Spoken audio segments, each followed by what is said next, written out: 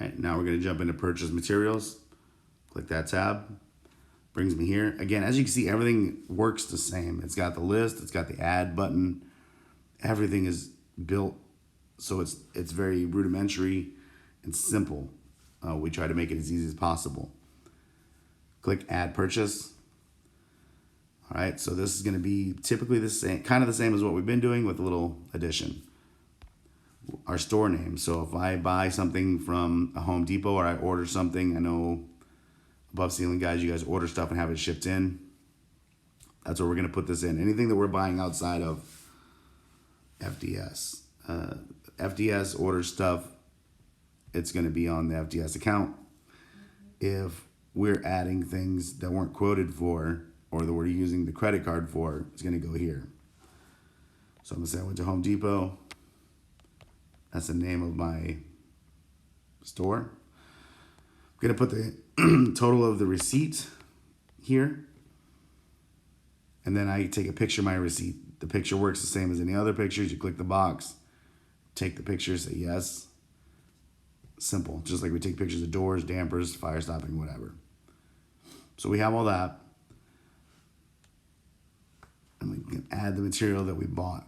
So I click material, and I'm going to match whatever it says on my receipt. My receipt calls them number 10 1/4-inch self-tappers. I'm putting in number 10 1/4-inch self-tappers. Right? That is not number 10. There we go. Now, I want to match line item by line item to match up with my receipt so it makes sense. Click the type of material. It's typically going to be materials. Tools or anything that we bought for the client they get to keep, which is, say, a cart, a ladder, things that we're not keeping.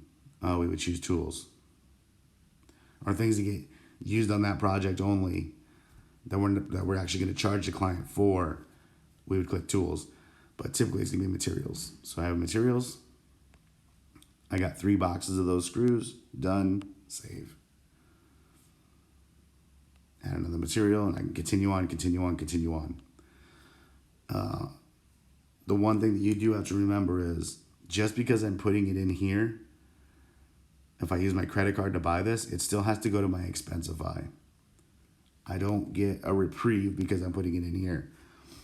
Expensify is to keep up with your expenses on your credit card. So if we're audited, they can keep track of that with that card.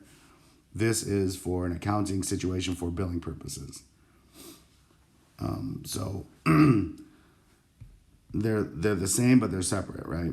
So we still need to do both. We need to capture it here for accounting to get the to bill correctly. On our expenses, we have to make sure we're matching it up with our credit card so we get audited and we're claiming those as business expenses. They're still being captured in our Expensify. So this doesn't get you away from putting it in Expensify. Do both. I'm done here. Click save. Done. And again, I can add another purchase and continue on and continue on and continue on. Cancel out of that.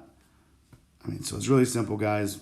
Start date, end date. So beginning of project to end of project. Your contract type. Remember, you can choose different situations there. Employee hours, receive materials, return materials, purchase materials. I probably should have gotten into all that, but purchase materials is all we need to know here. And know that you can keep adding on, and that anything purchased here, we still need to put into Expensify if we used our credit cards. And that is all for purchase materials.